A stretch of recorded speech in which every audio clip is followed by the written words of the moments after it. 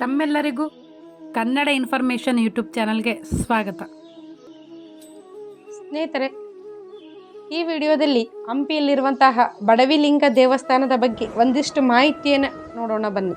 ಅದಕ್ಕೂ ಮೊದಲು ನೀವಿನ್ನು ನನ್ನ ಯೂಟ್ಯೂಬ್ ಚಾನಲ್ಗೆ ಸಬ್ಸ್ಕ್ರೈಬ್ ಆಗಿಲ್ಲ ಅಂದರೆ ದಯವಿಟ್ಟು ಸಬ್ಸ್ಕ್ರೈಬ್ ಆಗಿ ಮತ್ತು ಪಕ್ಕದಲ್ಲಿರುವಂಥ ಬೆಲ್ ಐಕನ್ ಮೇಲೆ ಕ್ಲಿಕ್ ಮಾಡಿ. ಬಡವಿಲಿಂಗ ದೇವಾಲಯವು ಹಂಪಿಯಲ್ಲಿರುವಂತಹ ಶಿವನಿಗೆ ಸಮರ್ಪಿತವಾದಂತಹ ಅದ್ಭುತವಾದಂತಹ ದೇವಾಲಯವಾಗಿದೆ. ಈ ಆಲಯದಲ್ಲಿ ಶಿವನನ್ನು ಲಿಂಗದ ರೂಪದಲ್ಲಿ ಪೂಜಿಸಲಾಗುತ್ತದೆ. ಈ ಬಡವಿಲಿಂಗ ದೇವಾಲಯವು ಲಕ್ಷ್ಮೀ ನರಸಿಂಹ ದೇವಾಲಯದ ಸಮೀಪದಲ್ಲಿದೆ. ಲಿಂಗವು ಸುಂದರವಾದ ಕಪ್ಪು ಕಲ್ಲಿನಿಂದ ಮಾಡಲ್ಪಟ್ಟಿದ್ದು 3 ಮೀಟರ್ ಎತ್ತರವನ್ನು ಹೊಂದಿದೆ. ಅದಲ್ಲದೆ ಹಂಪಿಯಲ್ಲಿಯೇ ಅತಿ ದೊಡ್ಡ ಏಕಶಿಲಾ ಶಿವಲಿಂಗ ಎಂಬಂತಹ ಹೆಗ್ಗಳಿಕೆಗೆ ಈ ಲಿಂಗವು ಪಾತ್ರವಾಗಿದೆ. ಬಡವಿಲಿಂಗ ಎಂಬ ಹೆಸರು ಬಡವ ಮತ್ತು ಲಿಂಗ ಎಂಬ 2 ಪದಗಳ ಸಂಯೋಜನೆಯಾಗಿದೆ. ಸ್ನೇಹಿತರೆ, ಒಂದು ದಂತಕಥೆಯ ಪ್ರಕಾರ ಈ ಆಲಯದಲ್ಲಿ ಇರಿಸಲಾದಂತಹ ಶಿವಲಿಂಗವು ಬಡತನದಿಂದ ಬಳಲುತ್ತಿರುವ ರೈತ ಮಹಿಳೆಯಿಂದ ನಿಯೋಜಿಸಲ್ಪಟ್ಟಿದ್ದು ಈ ದೇವಾಲಯಕ್ಕೆ ಬಡವಿಲಿಂಗ ಎಂಬಂತಹ ಹೆಸರು ಬಂತು ಎನ್ನಲಾಗುತ್ತದೆ.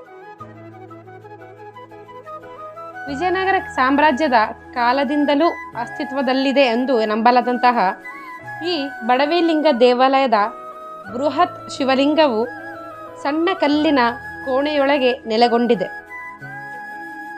ಈ ಕೊಠಡಿಯ ಮುಂಭಾಗದಲ್ಲಿ ಒಂದೇ ಒಂದು ತೆರೆಯುವಿಕೆ ಇದ್ದು ಅದರ ಮೂಲಕ ಇದು ಶಿವಲಿಂಗದ ಯೋನೇ ಪೀಠವಾಗಿದ್ದು ಈ ವೃತ್ತಾಕಾರದ ಪೀಠವು ಪ್ರಣಾಳ ಎಂದು ಕರೆಯಲ್ಪಡುವಂತಹ ಒಂದು ಔಟ್ಲೆಟ್ಗೆ ಸೆಳೆಯುತ್ತದೆ.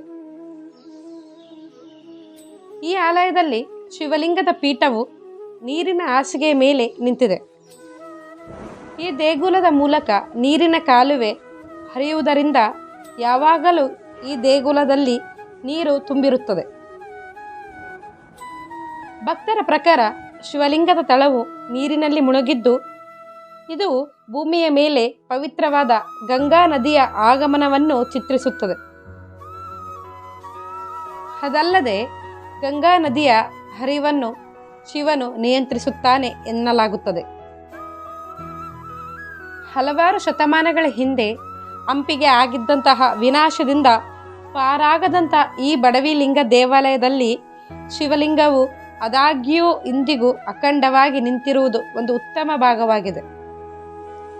ಶಿವಲಿಂಗವನ್ನು ಸುತ್ತುವರೆದಿರುವಂತಹ ದೇಗುಲದ ಒಳಗೋಡೆಗಳಿಗೆ ಯಾವುದೇ ಗಂಭೀರ ಹಾನಿಗಳಾಗಿಲ್ಲ.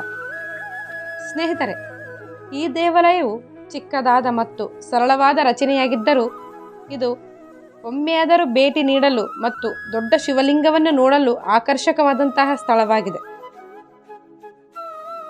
ಈ ಬಡವಿಲಿಂಗ ಆಲಯದಲ್ಲಿರುವಂತಹ ಶಿವಲಿಂಗವನ್ನು ಪೂಜಿಸಲು ವರ್ಷವಿಡೀ ಸಾವಿರಾರು ಸಂಖ್ಯೆಯ ಭಕ್ತರು ಈ ಆಲಯಕ್ಕೆ ಭೇಟಿ ನೀಡುವುದುಂಟು.